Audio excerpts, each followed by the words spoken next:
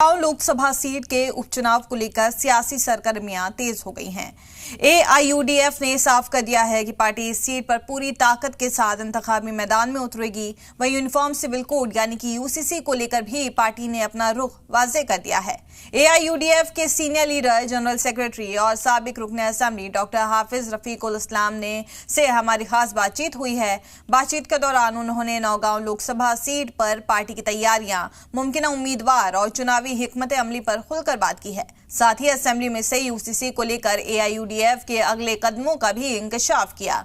Naugaon seat पर चुनाव लड़ने को लेकर पार्टी की क्या है तैयारी और यूसीसी के खिलाफ कोर्ट जाने की बात पर रफीकुल इस्लाम ने कहा, ये यूसीसी विकलांग यूनिफॉर्म सिविल कोड है जो सबके लिए नहीं बना है।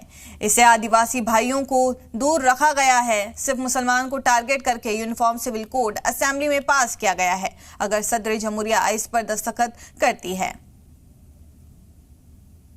हम अभी बातचीत करने आए हैं एआईयूडीएफ के वरिष्ठ लीडर डॉक्टर हाफिज रफीकुल इस्लाम जी से, क्योंकि लोकसभा सीट एक जो चुनाव होने जा रहे हैं वो मुस्लिम जनबहुल इलाका है, उस पर भी होगी बातचीत। और साथ ही साथ एआईयूडीएफ के तरफ से यूनिफॉर्म सिविल कोड को लेकर क्या कहते हैं उस पर भी बातचीत करने जा रहे हैं। सीधे ही हम डॉक्टर रफीकुल इस्लाम जी से बातचीत।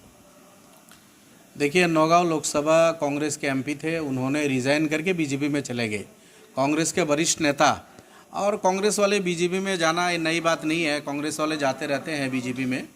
तो कांग्रेस के एमपी प्रद्युत बरदलोई ने कांग्रेस को रिज़ाइन किया, एमपी सीट रिज़ाइन किया और बीजेपी में चले गए और बीजेपी के विधायक बने।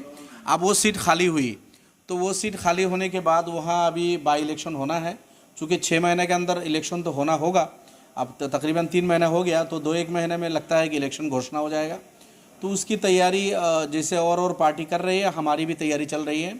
हम नौगांव लोकसभा में बाई इलेक्शन, एमपी इलेक्शन में लड़ेंगे और हम हमारे वर्कर्स भी वहाँ भी ग्रास रूट लेवल पे काम शुरू किया और हम लोगों ने भी कई मीटिंगें ली। अब तक आज भी हमारी मीटिंग हुई। हमारे ऑनरेबल प्रेसिडेंट मौलाना बदरुद्दीन अजमल साहब हज को गए हैं, वो अभी जल्दी 2-4 दिन में आसाम आ जाएंगे।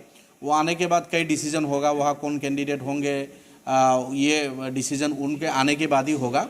लेकिन अभी जो वहाँ कॉन्स्टिट्यूंसी है, 8 एमएलए कॉन्स्टिट्यूंसी को लेके वो एमपी सीट है। हर कॉन्स्टिट्यूंसी में हम लोग इंचार्ज देंगे, ये बात हुई, डिस्कशन हमारी हुई है और ऑनरेबल प्रेसिडेंट के अप्रूवल से उस हम 2-2, 3-3 इंचार्ज एक कॉन्स्टिट्यूंसी में देंगे और वो लोग भी जाके ग्रास रूट लेवल पे डिस्ट्रिक्ट कमेटी को, समष्टि ब्लॉक कमेटी और पंचायत कमेटी को साथ लेके अभी काम शुरू करेंगे। तो इसके लिए आज एक अहम मीटिंग थी, बैठक थी। हम लोगों ने कई मतलब इम्पोर्टेंट डिसीजन आज लिए हैं और खासतौर से यूसीसी को लेकर भी आप लोग का एक बहस चल रहा है। हाँ, देखिए, यूसीसी आसाम विधानसभा में अभी पास किया है, तो मैं इसको तो यूसीसी बोलता ही नहीं, इसको मैं काला कानून बोलता हूँ, इसलिए कि यूसीसी तो वो होगा जो हर किसी के लिए समान कानून होगा। लेकिन आसाम विधानसभा में जो पास किया है उससे ट्राइबल भाई को लोगों को अलग किया है, आसाम के 15-16% पॉपुलेशन को अलग किया है।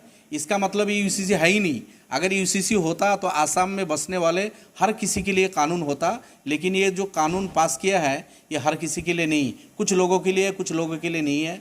तो इसका मतलब ये यूसीसी है ही नहीं, एक हैंडीकेप्ड काला कानून पास किया है। हम इसको विरोध किया, हमारे जो विधायकगण है वो विधानसभा में विरोध किया है, बाहर भी हम लोगों ने विरोध जताया है। अगर राष्ट्रपति और राज्यपाल जी की उसमें साइन हो जाता तो हम कोर्ट में जाएंगे, हमें उम्मीद है कि कोर्ट से हमें राहत मिलेगी। इसलिए कि जो आसाम विधानसभा में पास किया हुआ जो हैंडीकैप्ड यूसीसी है ये भारत के संविधान के भी खिलाफ है और डेमोक्रेटिक वैल्यूज़ के भी खिलाफ है। इसीलिए हम इसके खिलाफ हैं और हमें उम्मीद है कि ज़रूरत पड़ेगी तो हम कोर्ट पे जाएंगे। देखा जाए तो हमने अभी डॉक्टर हाफिज रफीकुल इस्लाम जी से बातचीत की है। एआईयूडीएफ के तरफ से जो लोकसभा सीट है उसमें जोरदार तरीके से चुनाव लड़ने जा रहे हैं एआईयूडीएफ और ख़ास तौर से जीत हासिल करेंगे। और उन्होंने साफ तौर से कहा है। और देखा जाए तो यूसीसी यूनिफॉर्म सिविल कोड को उन्होंने जो नकारते हुए कहा है साफ तौर से, ये अगर राष्ट्रपति सिग्नेचर कर देते हैं तो भी कानून का सहारा लेंगे एआईयूडीएफ और कानून इस पर सही जवाब देंगे।